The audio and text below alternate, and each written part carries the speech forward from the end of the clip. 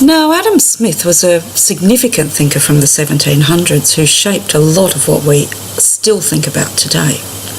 So some of his main ideas that you may or may not have come across before can be found in his major work, An Inquiry into the Nature and Causes of the Wealth of Nations, as you can see, published in the later part of the 1700s.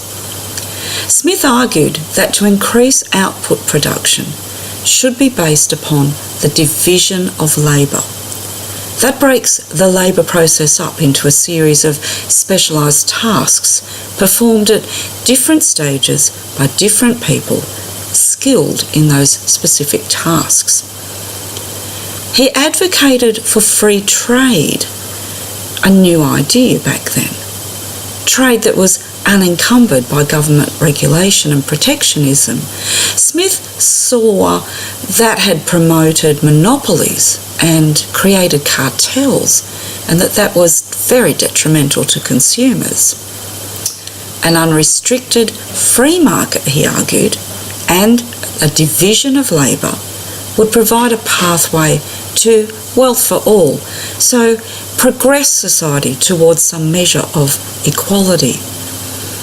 He argued that if people were set free to better themselves economically, it would, as if by what he called the invisible hand, actually benefit the whole of society.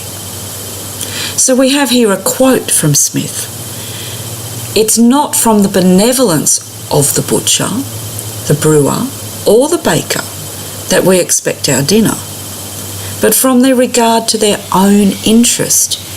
We address ourselves not to their humanity, but to their self-love, and never talk to them of our necessities, but of their advantages."